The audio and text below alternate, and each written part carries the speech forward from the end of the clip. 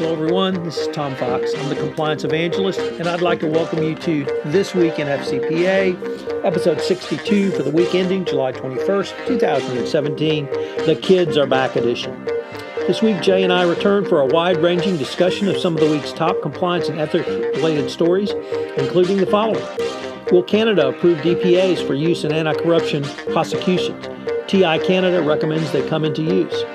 We take a look at the FCPA Midyear report by the Stanford Law Journal and an article that discusses it in the Wall Street Journal. With the departure of Walter Shaub from the U.S. Office of Government Ethics and Chen from the Compliance Counsel, who will lead U.S. ethics and compliance efforts? We take a look at Jacqueline Jager's article in Compliance Week and the business response to this issue. We ask, are Mexico's anti-corruption efforts moving forward or not? We take a look at two articles, one pro that they're moving forward and one anti that they're moving backward, actually. We discuss the Haitian telecom executive who pled guilty this week, as Dick Casson reported in the FCPA blog. Also, Dimitri Hayter is jailed for 5 years for FCPA offenses, also reported by Dick Casson in the FCPA blog. Jay's twins are back from summer camp, so we talk about what it means for the Rosen household. And finally, Jay previews his weekend report, and we talk about the issues discussed in Everything Compliance, Episode 14, which is out. It was released yesterday. So take a look at Everything Compliance for a roundtable discussion by some of the top commentators in compliance. This Week in FCPA is a part of the Compliance Podcast Network. Hello, everyone. This is Tom Fox, the Compliance Evangelist, back with Jay Rosen, Mr. Monitors, for another episode of This Week in FCPA. This is episode 62 for the week ending July 21st, 2017, the Kids Are Back in Town edition. Jay, even in the kind of the doldrums of summer, we had quite a bit of activity this week in the greater ethics and compliance world. So why don't we just hop right into it? There was an article about a report from Transparency International that recommended Canada join a growing global movement towards adopting deferred prosecution agreements for dealing with corporate crime. You want to tell us a little about that?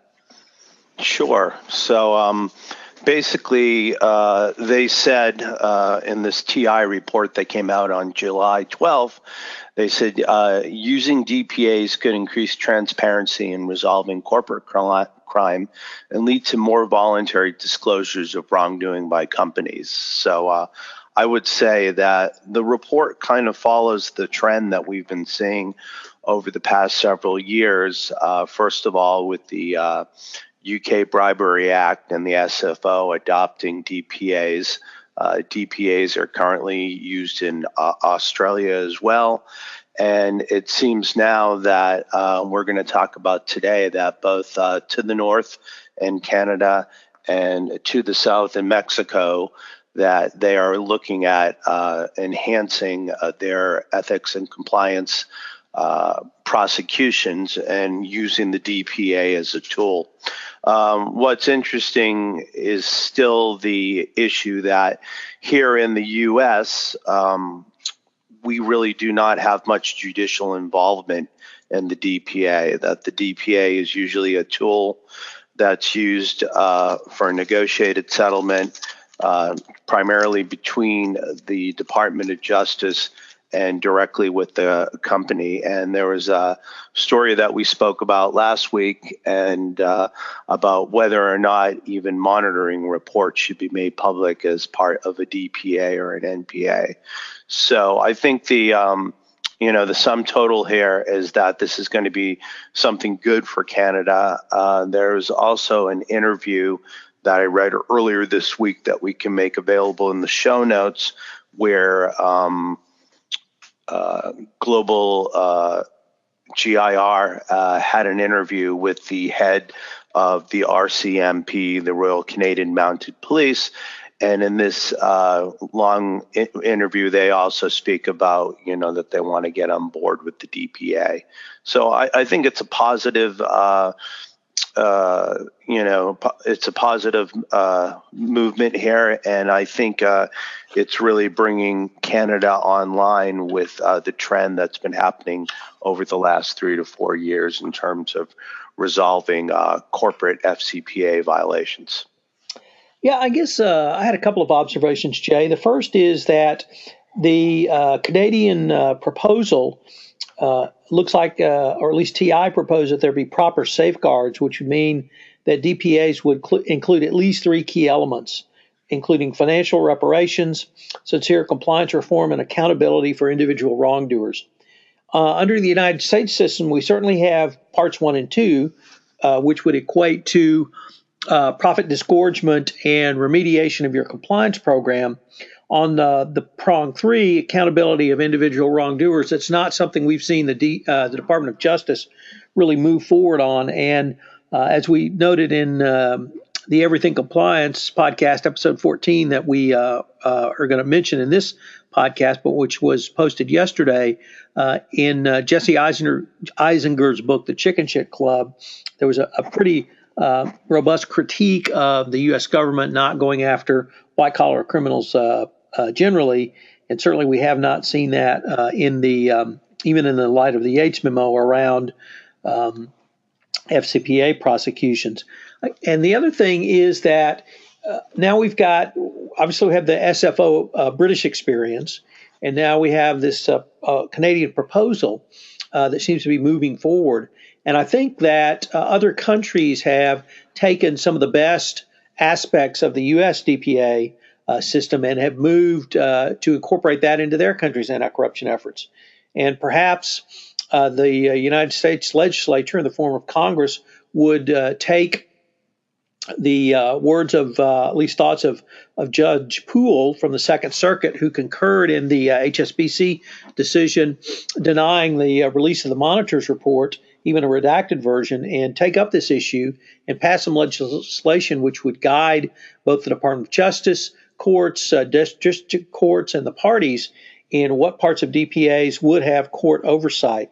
And that seems to be something that other countries have recognized as within their interest to have that, even if that's not recognized here in the United States. So I would agree. It's definitely a growing trend, and it'll be interesting to see how this progresses over the second half of the year. Today, the Wall Street Journal, I thought, was an excellent report, a Midyear FCPA enforcement report from the Stanford Law School. They have a fabulous FCPA site, which is free and available, and they do, I think, some of the best analysis of FCPA cases around, and certainly in the blogosphere world. They put up the most information about FCPA enforcement actions summarized. Law firms put out great reports too, but in the blogging world, I think the Stanford Law School site is certainly one of the best. And their article today talked about some of the actions, or you would probably call it non-action, Jay, but nevertheless, I thought highlighted some what happened this year. And between January 1 and June 30, the SEC initiated enforcement actions against 4 entities and 2 individuals. The DOJ initiated FCPA enforcement actions against 5 entities and 2 individuals, and added FCPA claims to an existing action against 1 individual. Obviously, we had the 2 declinations last month, but there were a couple of specific pieces of information that I found very interesting, Jay.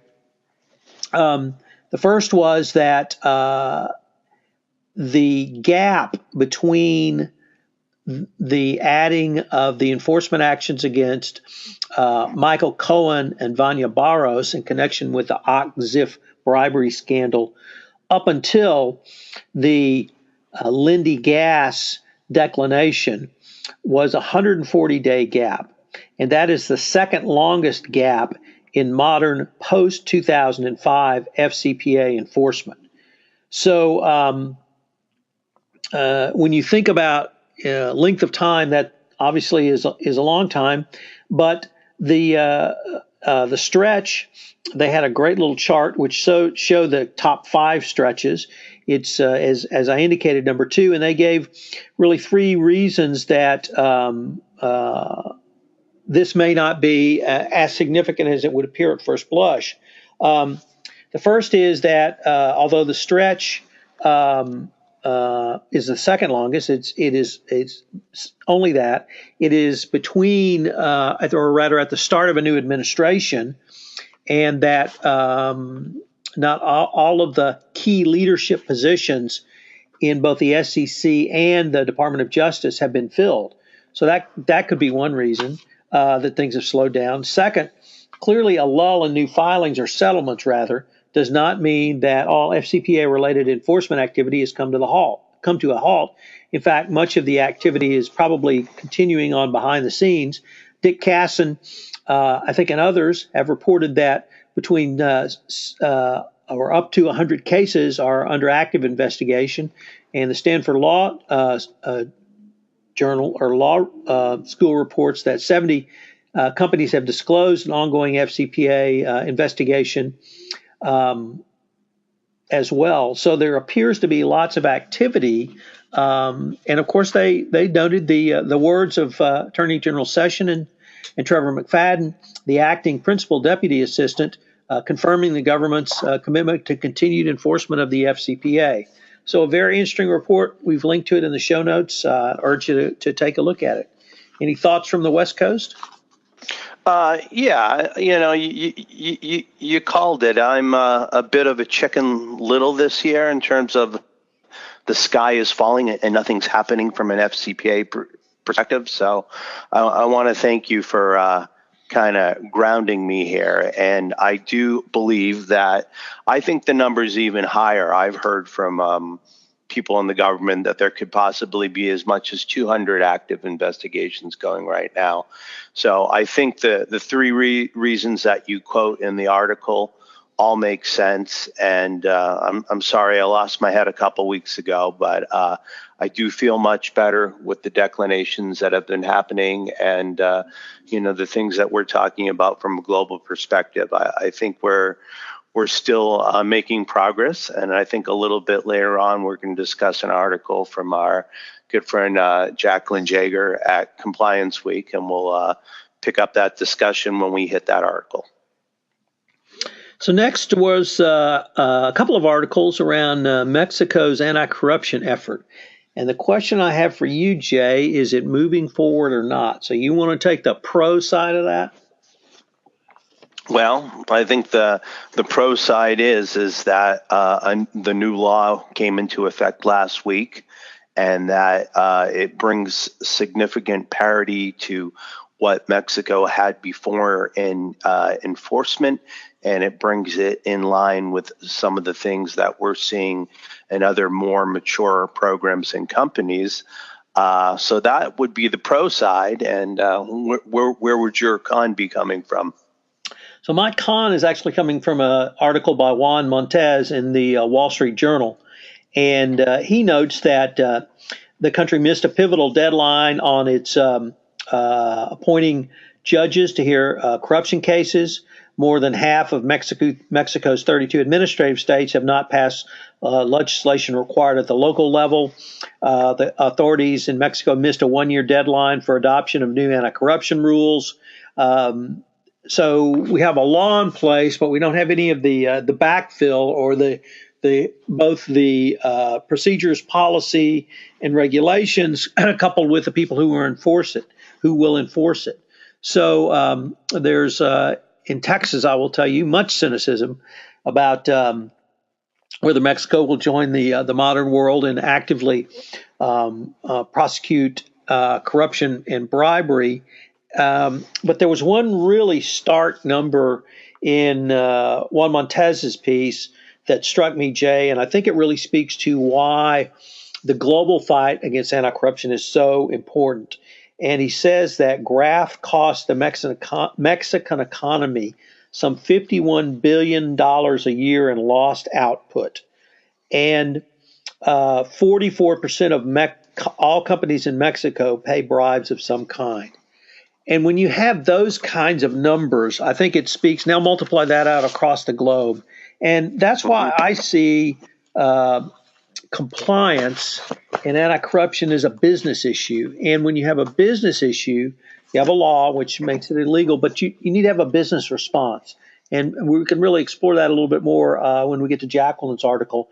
But those two numbers really struck me, Jay. 51 billion in lost output due to graft, and 44% of all companies in Mexico say they pay bribes of some sort.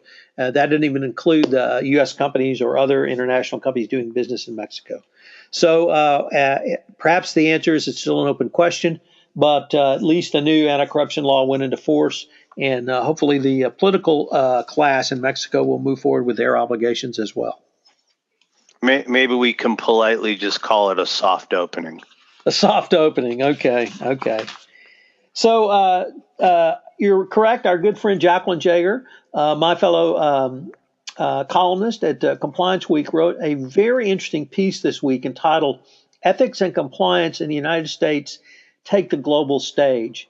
And she started off by noting correctly the resignations of Walter Shaub from the Office of Government Ethics and Chen from the Department of Justice, both of whom have publicly criticized President Trump for his questionable and unethical leadership style. And Jacqueline posed several questions in her article about some of these issues raised by these resignations, and questions that she would at least pose for the ethics and compliance community along the line of what would you do? So what would you do if you worked for a CEO who threatened and then fired employees for speaking out? What would you do if the CEO refused to obey the company's policies and procedures on conflicts of interest? What would you do if senior level leadership refused to make full and timely disclosure of personal interest and beneficial ownership?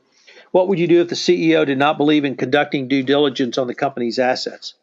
What would you do if the company under an investigation did not have the freedom to conduct an internal investigation because the CEO fired the legal team? What would you do if your best ethics and compliance liaisons within the company, not liaisons, were quitting left and right because the CEO had little or no interest in them? And what would you do if you were informed the CEO was cutting the compliance budget in half because it wasn't a priority?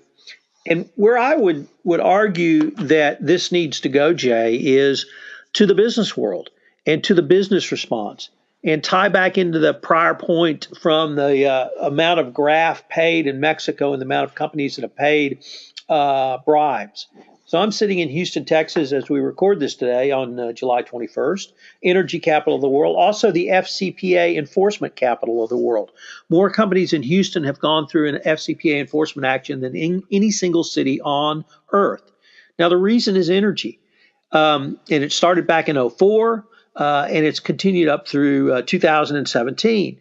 But the response of the Houston business community, largely in the energy space, but now really in all business communities, has been to require, demand, and contractually mandate compliance.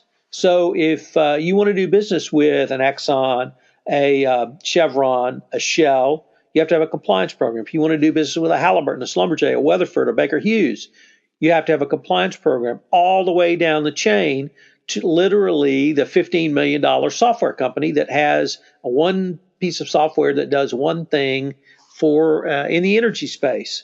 So what I have seen is a business response, because businesses recognize it's not in their interest to do business with companies that will engage in bribery and corruption. One, because it's illegal. Two, it is incredibly business inefficient. And three, it speaks to a flexible moral standard that is something, frankly, you don't want in your counterparties, the people sitting across from you who are situationally ethical. So I really see the responsibility at this point, Jay, under this administration, at this point in our country's history, of the business community to step forward and say, it is in our interests to make business more efficient by fighting bribery and corruption. And we will fight that through requiring that the people we do business with be ethical and have compliance programs in place, and we will self-monitor each other. Now, there will certainly be cynics who will say that's just so much claptrap from U.S. corporations, But I've seen that work in practice, and I have seen it because business leaders believe that it's in their interest to do so because it makes them more efficient and at the end of the day more profitable. And when you can drive that sort of social good with the business profit motive, I think you've got a pretty powerful tool to move forward. And if the U.S. government at the top is going to completely abrogate its responsibilities to lead this effort, I think that the businesses will step forward. It will not be loud. It will not be as public as when the Department of Justice settles a case for hundreds of millions of dollars. It will be the day-to-day blocking and tackling, slogging of compliance, what our colleagues across the globe do on a day-by-day basis. So I really see this as an opportunity for the U.S. business community to step up and do this. And we talked about on the Everything Compliance podcast, Plan C, that businesses are just going to hunker down and kind of get through this miasma of lack of governmental leadership right now. But businesses can lead, and businesses can do so quietly. They can do so loudly. But my sense is that they will make compliance a priority between the people they were doing business with because they see it in their interest. I think those are all great points, Tom. And it's very inspiring to hear when you frame it that way. And you don't need a policeman sitting on the cross street to decide whether or not you're going to run a red light, right? And ethics has always been about what you do when no one else is watching. So not that they're doing it purely for altruistic reasons, but you have really laid out the business case on why corporations will want to do this because, number one, they're going to be more efficient. Number two, it hopefully will allow them to make more money.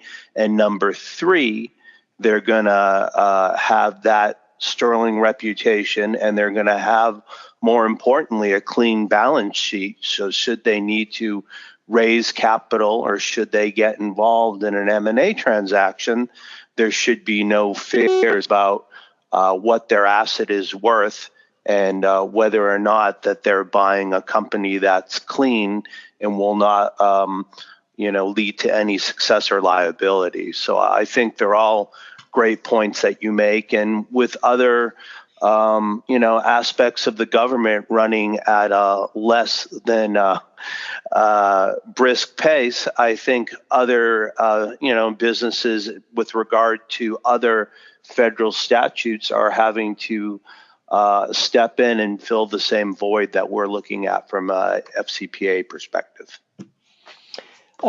Jay, just a couple of individual FCPA matters, if I could get these in. Dimitri Harder was sentenced to 5 years in jail. He was an individual involved in a bribery of the European Bank for Reconstruction and Development, a fellow there named Andrei Rodchenko. And in addition to an individual prosecution, we had a rare FCPA case involving a public international organization, which is the European Bank for Reconstruction and Development. Also, I think the final person from the Haitian Teleco case has pled guilty. It was an individual named Amadeus Richters of Brazil. He pled guilty on Monday, I believe, and his sentencing hearing is set for September 20.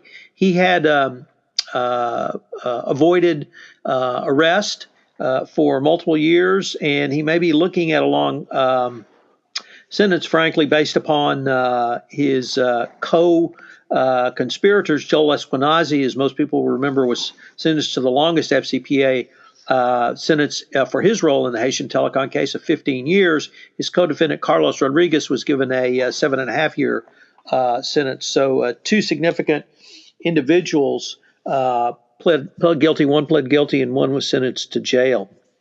So, Jay, Episode 14 of Everything Compliance was put out yesterday. It was a rollicking, good, fun podcast recording. Matt Kelly and Jonathan Armstrong were both in Houston, and we had piped you in. So I split it. It was we had so much fun that we went so long, I had to cut it into 2 different podcasts. So episode 15 will go up next week. But in this episode 14 that's currently on display, we had a discussion of Jesse Eisender's book, The Chicken Shit Club, the SFO, UK Bribery Act, and Rolls-Royce Enforcement Action, and kind of a 5-year retrospective of the Bribery Act. What are some of the differences in DPA practice in the U.S. and the U.K.? We talked about the Trump administration and FCPA enforcement, the European Union's GDPR initiative, Wei Chen's departure from the Justice Department and public rebuke of Trump, and her interview by Matt Kelly on his Radical Compliance podcast. So check out Everything Compliance podcast. It's available on my site, www.fcpacompliancereport.com. It's available on JD Supra, on Libsyn, on iTunes. I think it's on LinkedIn and Facebook if you're interested there. And we have to finally got to the big news, Jay, which is the twins are back. As I recall, your wife was posting literally an hour by hour, then 30-minute by 30-minute, then 15-minute by 15-minute countdown to the return of the twins. So what does all this mean, or did it mean, or what does it continue to mean for the Rosen household? It means that we're back to the new normal, and it's good to have little voices and iPads and Kindles running around the house. So believe it or not, last year was the first year the girls went away to camp, and my wife was extremely lonely and missed them. We had taken a trip to Las Vegas, and after about a day and a half, she was ready to come home and see the girls. And as there would be poetic justice this year, I think you're really referring more to me about the 15-minute incremental posts than Rebecca. And every day I took to changing my Facebook background and profile picture to show the girls. So I'm very happy that they're back. And when I was out shopping earlier this week, I already saw that the school supplies are on sale and we're getting ready for back to school. So I know it's only July, but in this week's Jay Rosen's blog, I'm going to talk about the summer doldrums of ethics and compliance and how to keep yourself sharp over the summer, and what you need to do in preparation for going back to school in the fall from an ethics and compliance perspective. Well, with August just around the corner, I think that would be certainly appropriate, Jay. Well, Jay, it looks like we were able to get through, I think, all of our topics today. So there really were a lot more, but we had to try to keep it to our normal limit of 30 minutes or so. So could you take us home? Sure.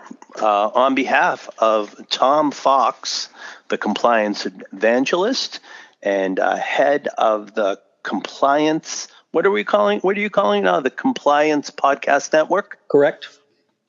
Yes, and myself, Jay Rose, and Mr. Monitor, we'd like to thank you for spending the last 30 minutes with us looking at the week in the FCPA for the week ending July 21st, 2017. Thanks so much for listening, and have a wonderful weekend. This is Tom Fox again. Thank you very much for listening to this episode of This Week in FCPA. If you have listened to this podcast on iTunes, I would greatly appreciate it if you would rate this podcast and help get the word out about the only weekly roundup of all things compliance and ethics related. Also, it will help spread the word about the only compliance podcast network in existence. Finally, if you have any questions, please feel free to email me at tfox@tfoxlaw.com. You can reach Jay at jrosen@affiliatedmonitors.com. This is Tom Fox. Thank you very much for listening to this episode of This Week in FCPA, and I hope you'll join us next week where we explore all the top compliance and ethics related stories for the week.